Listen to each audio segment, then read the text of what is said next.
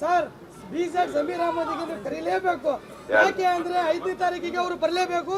BZ Sameer Ahmed ಬಂದ್ರೆ ನಿಮ್ಮ ಆತ್ಮೀಯ ಶಿಷ್ಯಂದ್ರು ಅವರಲ್ಲ, ಅವ್ರು ಕರೆಸಲೇಬೇಕು ನೀವು.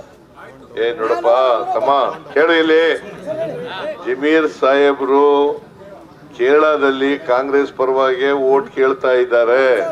4ನೇ ತಾರೀಕಿನವ್ರಿಗೆ ಅಲ್ಲಿ ಇರ್ತಾರೆ, 5ನೇ ತಾರೀಕು ಇಲ್ಲಿರ್ತಾರೆ. ನಾನೇ ಹೇಳ್ತಾ ಇದ್ದೀನಿ, 5ನೇ ತಾರೀಕು ಇಲ್ಲಿ ಇರ್ತಾರೆ, 6, 7ಕ್ಕೆ ಬಾಗಲಕೋಟೆಗೆ ಹೋಗ್ತಾರೆ. ಅದರಿಂದ ನೀವೆಲ್ಲರೂ ಕೂಡ ಮತಗಟ್ಟೆಗೆ ಹೋಗ್ಬೇಕು 9ನೇ ತಾರೀಕು. ಅವತ್ತೇನು ಎಲ್ಲೂ ಹೋಗ್ಬಾರ್ದು.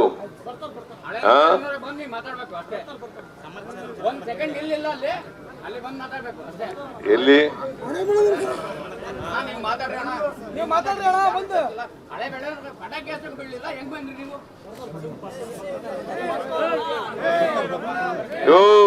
ಈ ಕಡೆ ನೋಡಯ್ಯ ತಮ್ಮ, 9ನೇ ತಾರೀಕು ಮತಗಟ್ಟೆಗೆ ಹೋಗಿ ಇವ್ರ ಕ್ರಮ ಸಂಖ್ಯೆ 3 ಹಸ್ತದ ಗುರುತು. ಹಸ್ತ ಕಾಂಗ್ರೆಸ್ನ ಚಿಹ್ನೆ ಯಾವುದು? ಹಸ್ತದ ಗುರುತಿಗೆ ನೀವು ಓಟ್ ಹಾಕೋದ್ರ ಮೂಲಕ 9ನೇ ತಾರೀಕು ಎಲ್ಲೂ ಮನೆ ಕೆಲಸ ಇಲ್ಲ, ಅವತ್ತು ಬಿಟ್ಬಿಡಿ. ಅವತ್ತು ಓಟ್ ಹಾಕ್ಬಿಟ್ಟೆ ಎಲ್ಲರ ಕೆಲ್ಸಕ್ಕೆ ಹೋಗಿ, ಓಟ್ ಹಾಕದೇನೆ ಹೋಗ್ಬೇಡಿ.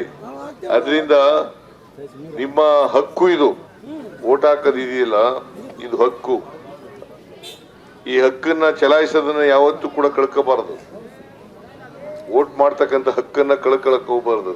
ಬಹಳ ಜನ ಮನೇಲಿ ಕೂತ್ಕೊಂಡು ಟಿವಿ ನೋಡ್ತಾ ಕೂತ್ಬಿಡ್ತಾರೆ. ಹಂಗೆಲ್ಲ ಮಾಡಕ್ ಹೋಗ್ಬೇಡಿ. ಟಿವಿನೂ ನೋಡಿ ಓಟು ಹಾಕಿ. ಅದಕ್ಕೆ ನಾನು ಈ ಸಾರಿ ಬಜೆಟ್ ನಲ್ಲಿ ಘೋಷಣೆ ಮಾಡಿದ್ದೀನಿ, ಈ ಅದೆಲ್ಲ 16 ವರ್ಷದ ಒಳಗಡೆ ಇರ್ತಕ್ಕಂಥ ಮಕ್ಕಳಿಗೆಲ್ಲ ಮೊಬೈಲ್ ಬ್ಯಾನ್ ಮಾಡಿದ್ದೀನಿ. ಯಾಕಂತಂದ್ರೆ